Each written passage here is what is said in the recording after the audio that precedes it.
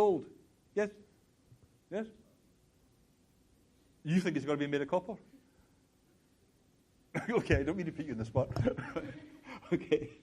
Well, what we got here is a variable realizability argument. This could be made of copper, right? It's got to be made of something. But there's no one thing that it has to be made of. So when you draw the line there in a wiring diagram, you're not specifying any particular physical constitution for the thing. You're just saying what it does in the whole system. You're characterizing it functionally. If you ask, well, what is a switch really? Well, does a switch have to be made of any particular substance? Is there any such thing? There's no such thing as a chemistry of switches. You can make a switch out of practically anything. So if you look at this kind of diagram, you've got a little vocabulary of symbols here that you use to characterize the system. And those symbols are functional in the sense that they tell you what that thing is doing in relation to the other bits and pieces in the system. So a switch is just anything that has got two positions. In one position, it lets current go through. In the other position, it doesn't let current go through. That's all you need to know about a switch. That's the whole thing. If someone says, well, what is a switch made of? Or what is a switch really? Then that is a crazy question. Now, that's a very simple diagram, that one. But of course, if you take even the electrical diagram for this room, then that would be much more complex. But if I want to work, if I want to engage with the electrical system for the room, I want to know what how all the panels work, how to get the projector working, all that kind of stuff. This is the kind of thing I need to know. I don't need to know what anything is made of. I need to know what all the bits and pieces are and how you work the whole system. And if I'm going to interact with you, I don't need to know what you're made of. I don't need to know anything about your physiology or chemistry. What I need to know is something much more like your wiring diagram. I need to know how you're all connected up. What you want to know about another person when you're getting to know them is how to push their buttons, right? You want to know how the system works. The idea is when we talk about the mind, that's what we're doing. We're talking about the wiring diagram for another person. That's what talk about the mind is. So it's really just a bad question to say, what is pain made of? What is pain really? Pain is nothing but a particular role in the system that a given state can play. It doesn't have anything to do with anything made of physiology. It's not specified in terms of physiology, and it's not specified in terms of ectoplasm. It's just not that kind of state at all. It's like being a switch. It does something in the whole system, and when you know that about it, you know the whole story. So most of these questions about mind and body are really just badly formulated. They're crazy questions. It's like driving yourself mad thinking, what is a switch really? Because you know it can't be copper, you know it can't be silver, you know it can't be any of these things. So if you really get too deep into this question late at night, you can kind of go slightly crazy, saying, well, maybe switches aren't physical at all. Maybe switches belong to some kind of astral realm. And true switches are not to be found in the physical world. But that would really, I'm not encouraging you to go down this line, that would really be a bad way to think. And if you ask, what is love really? What is the pain in the human heart really? Well, that is again a bad question. You know what it is when you know what it does. And when you know what it does, that is the whole story. That's functionalism. Yep. It's like why do we need to give the depression patient medicine? Why do we need to give the depression patient meds? Yeah. Well, because... Okay, well, why do we need to give the depression patient meds? Because, like, what you say about electric, like, we don't need to know what they're making of, right? So Yeah. the medicine is actually helping them to get them out of the depression. Yeah. No, I see why you asked that. It's a good question. And the answer is maybe slightly surprising, right? Suppose you take the electrical system for this whole room. Yeah. Now and then it needs to be fixed. Yeah. Now and then you call a repair guy. Yeah. The whole thing is just malfunctioning. It's not working the way it's meant to. Yeah. So to do that, you don't need to say anything about what the stuff is made of. You just need to say, look, that switch isn't working. Yeah. Depression is like that. It's like when the system is in a human being is malfunctioning. You want to fix it. Yeah. So, I mean, depression is a good example where that's pretty plausible. Someone who's depressed, they're really not being wired up properly. They're not eating properly. They're not staying healthy. They're not managing to do the stuff they usually enjoy. Yeah. And that's what's wrong about depression. That's why it needs fixing. Not because of the feeling, but because of the way the person is now wired up. Yeah. Yep. Then wouldn't you, I don't think it would be enough to know, like, what something does. Wouldn't you also need to know, like, how it does what it does? How it does it. Well, that's the thing about variable realizability. Knowing how it does it is a matter of knowing the physiology. That's like saying, in order to know whether something is a switch, I need to know how it gets that on-off characteristic. Well, that is a matter of the chemistry, the physics of the thing. Yeah. But that's not really essential to it being a switch, that it has one physical structure rather than another.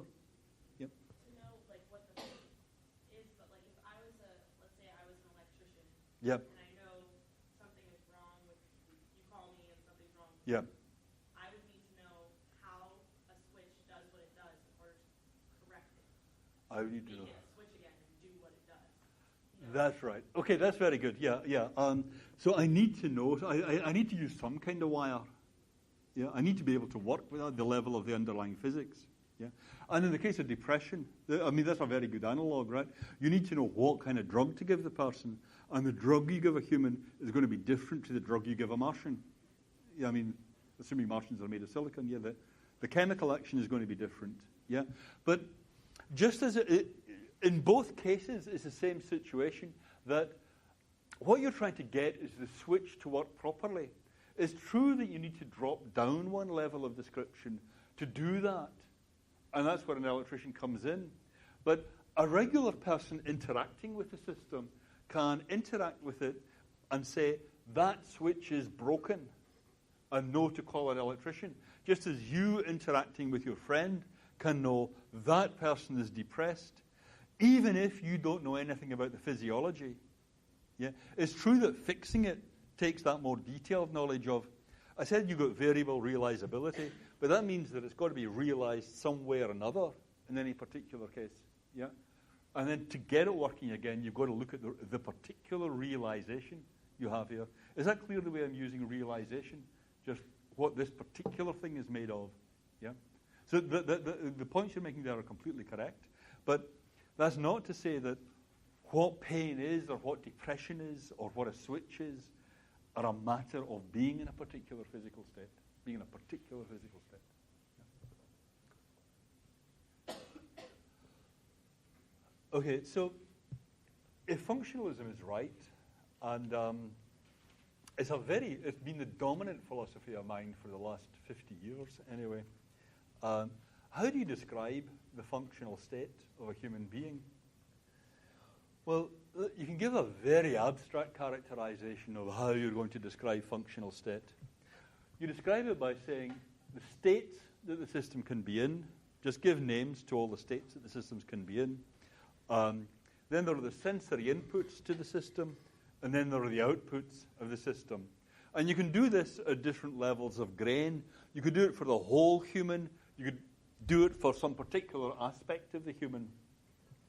But just to give an example, suppose you've got a human, suppose it's you, and we're describing your functional organization right now. So let's suppose that you are in state S1, right? So we just call it S1. Suppose actually that that's being grumpy. So you are feeling a bit grumpy. And then you get a sensory input. Someone asks you a stupid question. And then, what do you do if you're feeling a bit grumpy and someone asks you a stupid question? You give motor output M and go into state S2.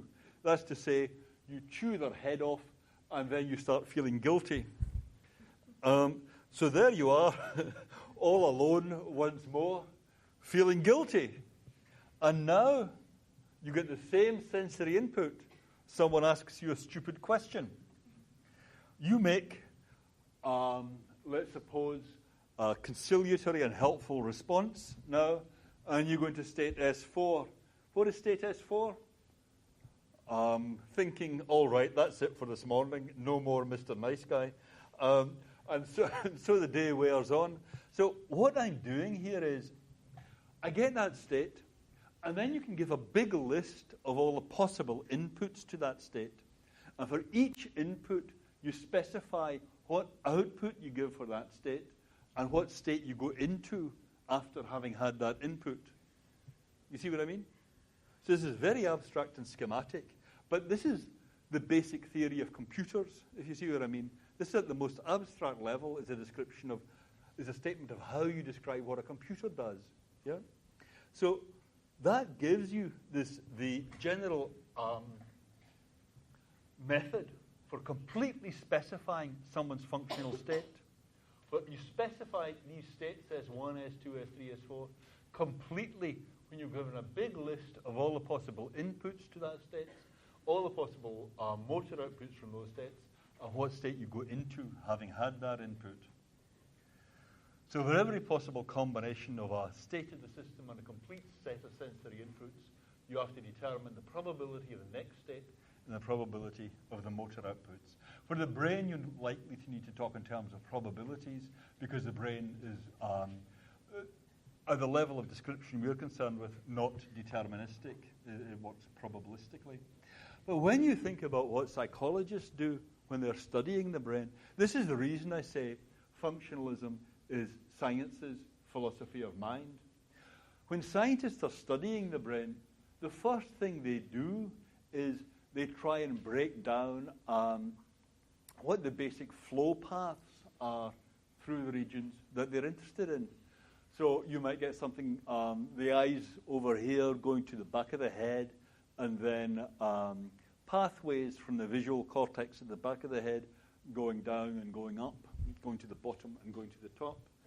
And then you say, okay, but I want to know a bit better what's going on with those brain systems. And what I do is I start busting it down into boxes and arrows. And the way you classify what's going on in each box is by giving a big list of all the possible inputs to what happens in that box and all the possible outputs in subsequent states.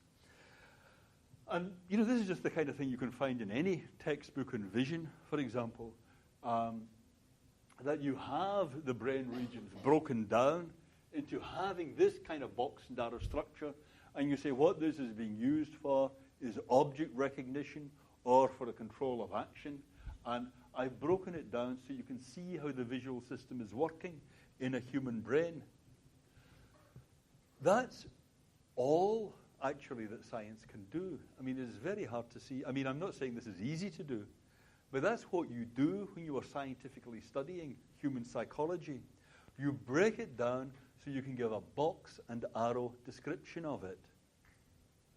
And when you've given the box and arrow description of it, you've given the whole story about human psychology. That's all there is to do.